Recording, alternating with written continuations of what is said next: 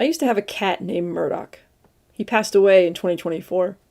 And I'll probably tell a lot of stories about him over time, because he has a way of sticking in my memory in the small, ordinary moments that somehow ended up meaning more than they ever should have. To begin the story, I have to let you know one thing. I've always been a dog person. Growing up, there were always dogs around, sometimes a lot of them. My family raised guide dogs for the blind, so at any given time there was usually a puppy in the house learning how to become something bigger than itself. So I knew dogs. Dogs made sense. Dogs sit, they stay, they shake your hand when you ask them to. Dogs respond to commands, food, structure, and repetition. Cats, I assumed, were different. Cats, in my mind, were just cats. You don't really train them, you coexist with them, barely. You negotiate with them, like terrorists, and you just accept them that they exist in your house. At least, that's what I thought. Then Murdock showed up. And like most cats, he didn't ask permission to be part of my life. He decided that's what was going to happen. This little guy taught me more than I could ever imagine about assumptions. Apparently, most folks don't teach cats any tricks like you would a dog. I just figured cats weren't as teachable as dogs. But one day, that assumption got challenged and flipped on its head entirely.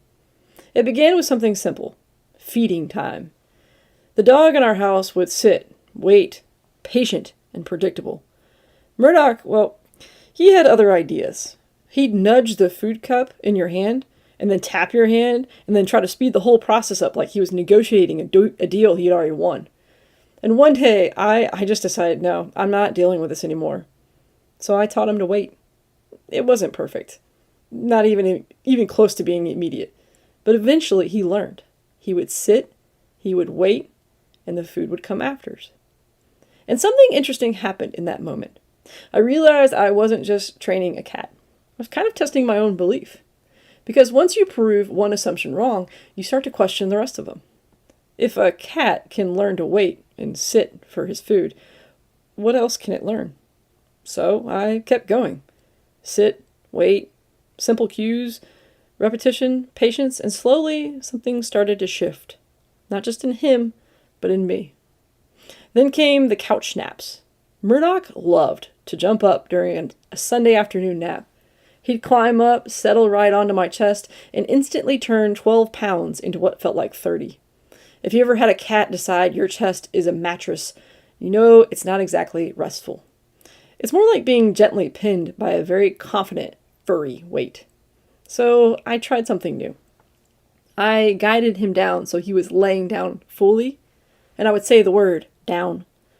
At first he looked at me like I had betrayed a sacred agreement. He'd leave, come back, and try again. Same result. Over and over and over again. Until slowly, he started to understand. Down meant something.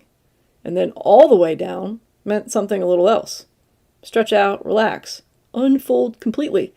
And what started as a stubborn little ritual became something else entirely. Communication. Not control, not domination, communication. And that's when it really hit me. I had spent years assuming that there was a normal way things worked. Cats don't learn tricks. Certain things don't change. Some behaviors just are what they are. But none of that was actually true. It was just familiar thinking. And familiar thinking is often the quietest limitation we carry. Because nobody ever tells you you can't teach cat tricks. You just assume it. And assumptions are powerful like that. They don't announce themselves. They just shape what you do or do not attempt. But Murdock, he didn't read that rule book. He didn't know he wasn't supposed to be able to do these tricks. And neither did I. So we kind of figured it out together. And over time, something even more interesting happened. He started responding, not just to commands, but to tone, rhythm, and presence. It wasn't obedience, it was understanding that we had unlocked. And in some strange way, it became a conversation. The kind where you don't need a perfect language to be understood. You just need consistency, attention, and willingness to try, again and again. Looking back, I think that's what he really taught me. Not how to train a cat, but how many limits we accept without testing them. Because most of what we call impossible has never actually been proven impossible. It's just been unchallenged. We haven't seen it. We haven't tried it. We haven't stayed with it long enough for it to become real. So we stop early, we assume, we categorize, and we move on. But what if we didn't? What if we treated more things in life the way I accidentally treated Murdock? With curiosity instead of certainty. With experimentation instead of assumption. With persistence, a lot of it, instead of dismissal. Because the truth is, a lot more is possible than we give ourselves credit for. Not because everything will work, but because more things can work than we've ever been willing to test. So here's what I learned from Murdock. Just because you haven't seen it done doesn't mean it can't be done. Just because it's not the norm doesn't mean it's not possible. And just because something has always been a certain way doesn't mean it has to stay that way. Try it out. Test it out. Stay with it just long enough to find out what's actually true. Because sometimes the biggest breakthroughs in life don't come from learning something new. They come from unlearning what we assumed was impossible. And in my case, it just happened to start with a very stubborn cat named Murdock.